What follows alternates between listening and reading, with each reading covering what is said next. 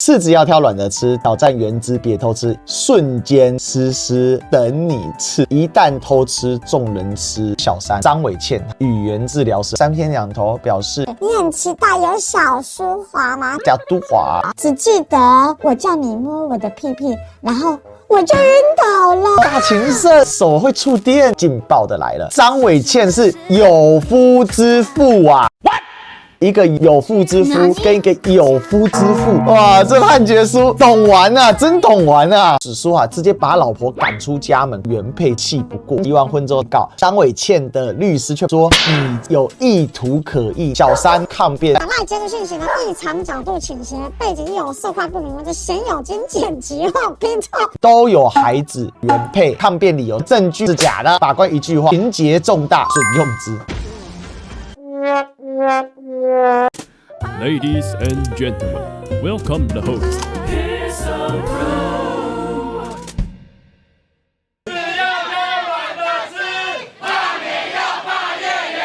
现场有多嗨，现在就有多狂。运动员专长在山上射东西在别人嘴里，摸人对方会晕倒。专业内诊可制造小舒华啊，的都华最照可让人顺。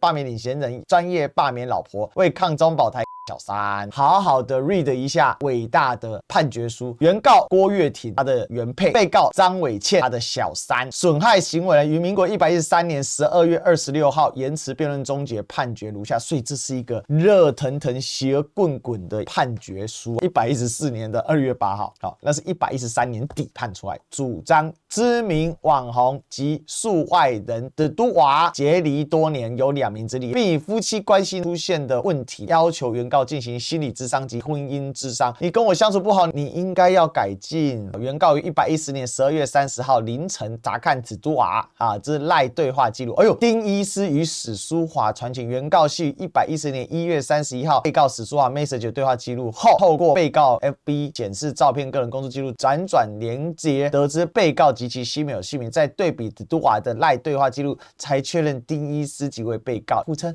宝贝，被告才说想你、爱你等亲密对话。110年3月18号，我们的3天2头表示，医师请我验孕，你很期待有小舒华吗？叫都华。被告与子都华于1个月内有2次以上的性行为。哇，看看风，看看鸟。看看花，又甜又涩，停车尔做爱，风里晚。最甚者是子都华表示，刚刚是用觉得很合，我真的很会。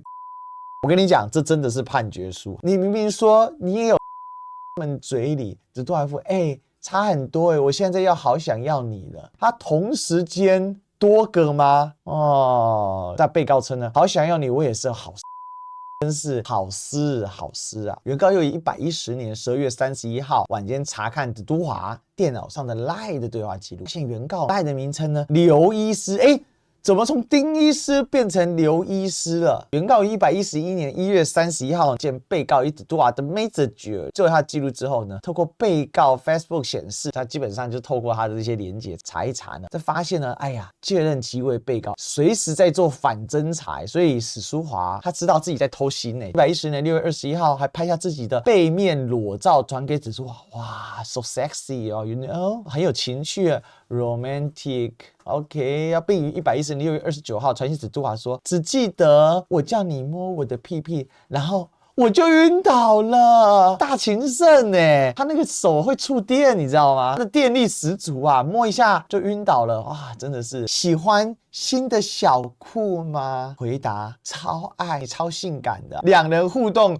确实逾越正常异性友人交往之界限。哇，这判决书懂完啊，真懂完啊！这判决书真能写啊！被告与子都华于110年2月27日相约在板桥希尔顿饭店见面，一个晚上才5000多块钱而已，对比子都华的收入一个特大床。被告为了掩人耳目，将房卡留在柜台，让子都华自行上楼哦哟，这个小三也是懂玩小三叫做张伟倩，语言治疗师。子都华是有配偶之人，竟不顾原告感受，在交往期间不断传咸湿简讯及裸照行为，甚至返回高雄娘家的时候，要求子都华不要去找原告，企图破坏害原告家庭，实令原告精神上相当痛苦，期限原告基于配偶关系之身份法益情节重大，而且呢，更为了跟被告进一步展开不伦恋情，112年7月上班之际呢，将原告与子都华共同居住全部搬空，并将2名子女直接代保，才让原告惊吓不已。原告即收到子都华的离婚书状，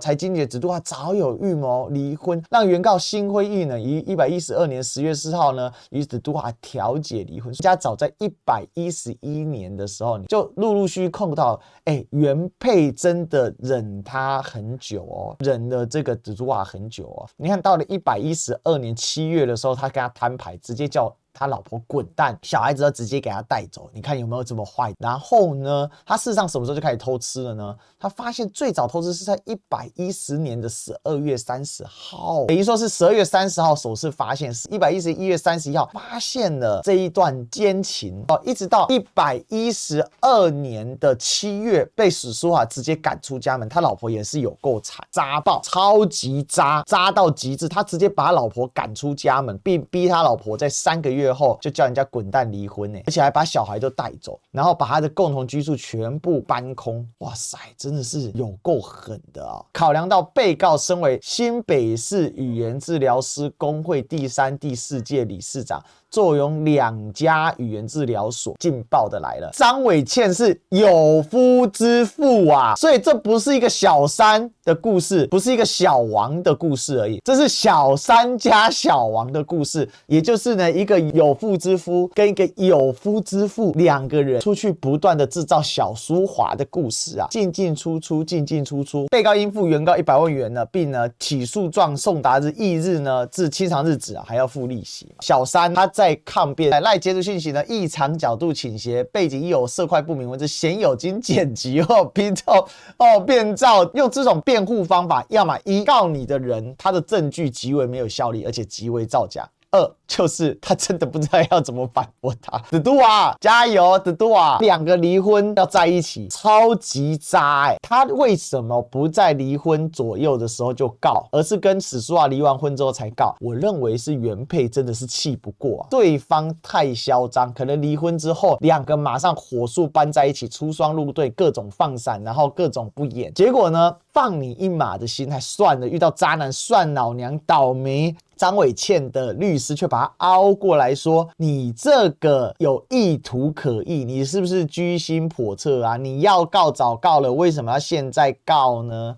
要可疑什么啊？你越让他越是得寸进尺。这一对狗男女都有孩子，原配抗辩理由超瞎，证据是假的，假的。另外一个叫为什么现在告我？所以我们来看一下法官怎么讲：故意或过失，不法侵害啊，民节重大。说法官根本不鸟他，违宪抗议，违宪毁宪乱政，被害人虽非财产上损害，亦得请求赔偿相当金额。此项规定不法侵害于基于父母子女配偶关系之身法益情节重大者，准用之啊。原配违宪的部分，法官一句话：情节重大，所以准用之。